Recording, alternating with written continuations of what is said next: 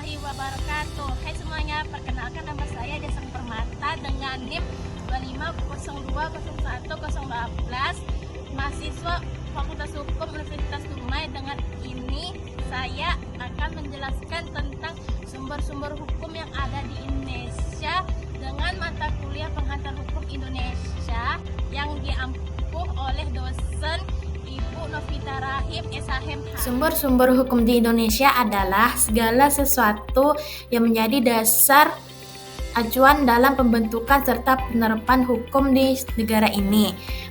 Menurut Kamus Bahasa Indonesia, terdapat beberapa arti. Di antaranya adalah 1. Tempat keluar, 2. Asal, 3. Segala sesuatu, baik yang berwujud maupun yang tidak berwujud, yang digunakan untuk mencapai hasil, misalnya peralatan. Begitu juga sumber hukum itu mempunyai banyak arti, tergantung dari sudut mana seseorang melihatnya. Sumber hukum di Indonesia secara umum ada 2. Pertama, sumber hukum formal dan sumber hukum material. Sumber hukum formal merupakan tempat atau sumber dari mana suatu peraturan memperoleh kekuatan hukum. Ini berkaitan dengan bentuk atau cara yang menyebabkan peraturan hukum itu berlaku secara formal.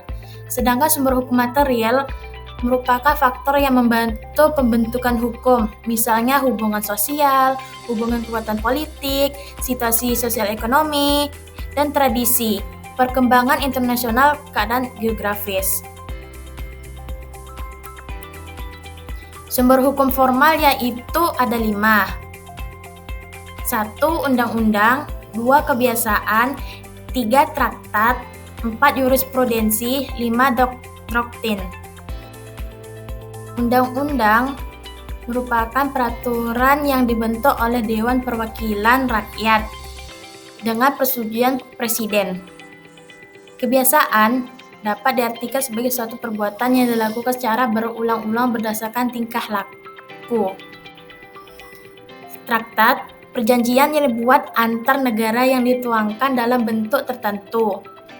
Jurisprudensi, keputusan-keputusan dari hakim terdahulu untuk menghadapi suatu perkara yang tidak diatur dalam undang-undang.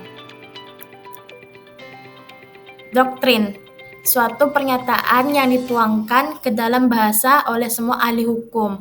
Hasil pernyataan tersebut disepakati oleh seluruh pihak. Hukum yang berlaku dalam sistem perundang-undangan yaitu 1. UUD 1945, 2. Undang-undang, 3. Peraturan pemerintah, 4. Peraturan daerah, 5. Jurisprudensi, 6. Traktat. Baik, saya akan menjelaskan hukum yang berlaku dalam sistem perundang-undangan, yaitu 1.